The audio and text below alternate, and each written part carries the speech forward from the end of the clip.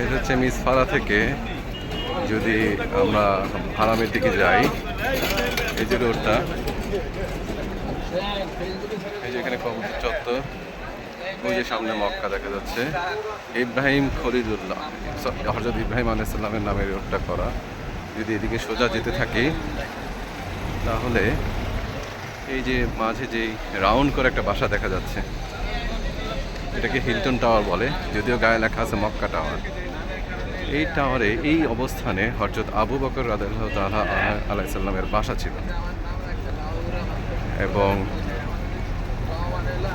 এই বাসাতেই হযরত মুহাম্মদ সাল্লাল্লাহু যখন মক্কায় গিয়েছিলেন, মক্কা থেকে যখন মদিনায় হিজরত করতে যাচ্ছিলেন, তখন উনি এখানে আসছিলেন। আবু বকর রাদিয়াল্লাহু তাআলাকে এখানে এসে উনি ওনার বাসায় অবস্থান করছিলেন, ওখান থেকে গিয়েছিলেন। এই জায়গাতেই এখন একটা মসজিদ হয়েছে, আবু বকর রাদিয়াল্লাহু তাআলার নামের ভিতরে মসজিদ, যেটা হারাম শরীফের সাথেই সম্পর্কযুক্ত এবং একসাথেই জামাত হয়। এটার ভিতরে পরিবেশটা আরও সুন্দর। এই গোল মাঝখানে যে রাউন্ড, এটি হচ্ছে হযরত আবু বকর রাদিয়াল্লাহু তাআলা আনহুর বাসা ছিল এখানে। এখন সেখানে বিরাট একটি অট্টালিকা হয়েছে এবং ভেতরে একটি মসজিদ আছে।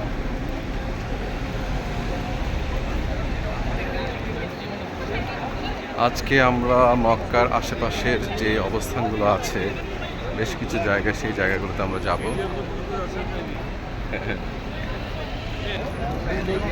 আজকে আমরা মক্কার আশেপাশে জায়গাগুলো খুঁজে দেখবো, দর্শনীয় জায়গাগুলো কী কী আছে আর কি। আমরা হারাম শরীফটাকে ডানে রেখে বাম দিকে যে রাস্তাটা চলে গেছে, এই রাস্তাটা দিয়ে জিন্দা কবরস্থান, যেখানে মেয়েদেরকে জীবন্ত কবর দেওয়া হতো, ওইখানটা যাচ্ছে। এই বামে দিয়ে সোজা আসলেই আমরা সেই রাস্তাটা পাবো।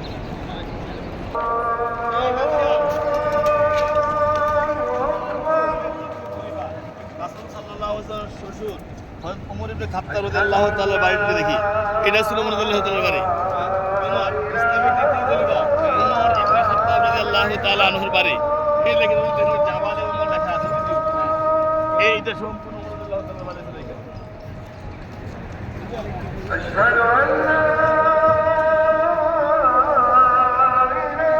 ওমর রাদিয়াল্লাহু তাআলা আনহুর বাড়ি ছিল এটা।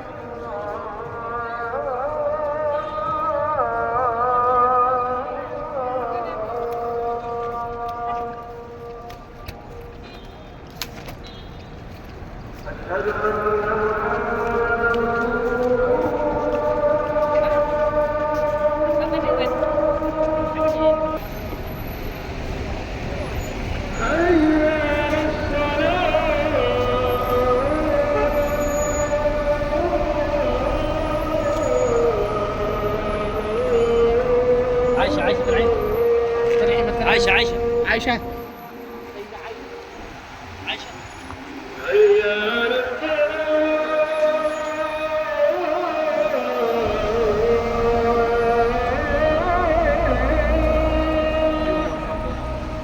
পুরাটা ওমর, এত বড় জায়গা ছিল না। ওমর রাদিয়াল্লাহু তাআলা আনহুর বাসা এই ঠিক তার এই পাশেই। এই যে কবরস্থান, একটা মসজিদ আছে দেখলাম, এই গেটটা দিয়ে ঢুকে যেতে হবে।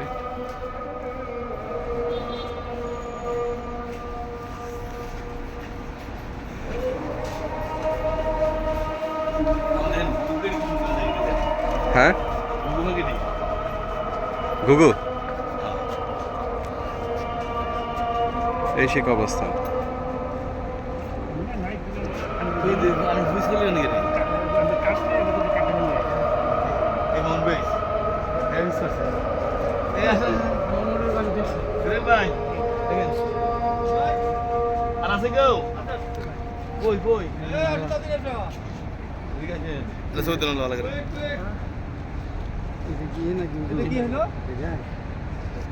এটা হইলো যে জাহিলিয়া যুগে, জাহিলিয়া যুগে রাসূল সাল্লাল্লাহু আলাইহি ওয়াসাল্লামের নবুয়তের আগের যুগটাকে জাহিলিয়ার যুগ, অজ্ঞতার যুগ বলা হয়। এই জাহিলিয়া যুগে, অন্ধকার যুগে আরবের লোকেরা মেয়ে হইলে, কন্যা সন্তান হইলে এটাকে জীবন্ত কবর দিয়ে দিত বললা। এটাকে তারা লজ্জা মনে করতো জন্মগ্রহণটা। এইখানের মধ্যে হাজার হাজার মেয়েদেরকে জীবন্ত কবর দিছে। বিশেষ করে দাহিয়াতুল কালব, পরে যিনি রাসূল সাল্লাল্লাহু আলাইহি ওয়াসাল্লামের হাতে ইসলাম গ্রহণ করে ফেলছিলেন, তার প্রায় 100 মেয়ে ছিল, 100 কন্যাকে এখানে জীবন্ত কবর দিছে।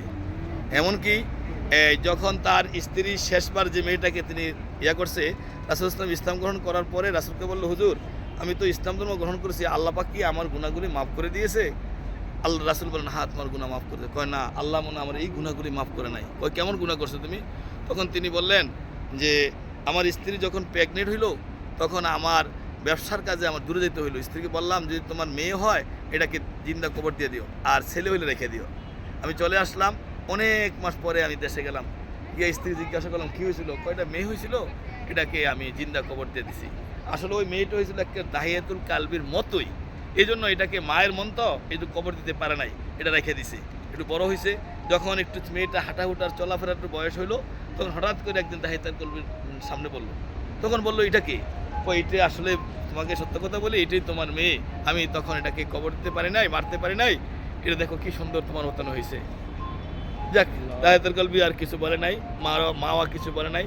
কিছুদিন পর মেয়েটার মাকে বলতেছে, এই মেয়েটা দাও, আমি একটু দাওয়াতে যেতে তাকে নিয়ে যাব। তখন হুজুর আমি এই মেয়েটাকে নিয়ে সামনে গেলাম, এই মক্কার পাশেই এই জায়গার মধ্যে আইনা আমি গর্ত করতেছি।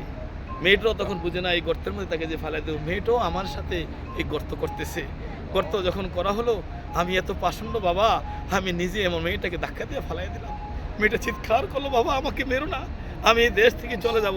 কিন্তু তারপরেও আমার পাষাণ হৃদয় একটু কর্ণপাত করে নাই, মেয়েটাকে চাপা মাটি দিয়ে, চাপা পাথর দিয়ে আমি দাফন করে আসছি। আল্লাহ মনে হয় আমার এই গুনাহগুলি মাফ করে নাই। আল্লাহ রাসূলজি বলতেছে, রাসূল এই কথা শুনে না কাঁদতেছে, চোখের পানি পড়তেছে, তার কোনো উৎসাহিত পারে না কি দাহিয়াতুলকে মাফ করা হয়েছে কি করে নাই। তখন জিবরাইল ইসলাম আসছে, জিবরাইল ইসলাম বললে, কোরআন এই আয়াত নাযিল হলো, লা তাকনাতু মির রাহমাতিল্লাহ ইন্নাল্লাহা ইয়াগফিরুয যুনুবা জামিআ। হে বান্দা, আমার রহমত থেকে তোরা নিরাশ না, দাহিয়াতুল কালবিকেও আমি ক্ষমা করেছি। সুতরাং এই দাহিয়াতুল কালবির এখানে কবরটা সৌদির লোকেরা এখানে ভ্রমণ করতে চাইলো যে ভ্রমণ করতে চাইছে, এই দেখেন পিলারের কাজগুলি করছে, ওই যে পাথরগুলো আছে এখানে ভ্রমণ করতে চাইছে, তখন দেখে নিচের থেকে এক তাজা রক্তের মতো উঠতেছে। তখন সৌদির শেখেরা বলছে, কয় না এখানে আর কিছু করা যাবে না, এটাকে চতুর্দিকে একটু বেড়া দিয়ে রাখো। চতুর্দিকে ভবন হয়েছে, এখানে দেখেন ভবন না, সেটাই সে জাহিলিয়া যুগের মেয়েদেরকে জিন্দা কবর দিয়েছে, এই জন্য জিন্দা কবর হিসেবে আখ্যায়িত। আল্লাহ পাক আমাদেরকে হেফাজত করুক। এবং কথিত আছে ইসলামের প্রথম শহীদ সুমাইয়া রাদিয়াল্লাহু তাআলা আনহা, ওই যে মাঝের যে কবরটা, এটা তার কবর, সুমাইয়া রাদিয়াল্লাহু তাআলা আনহা। আসুন আমরা নামাজ দেখি।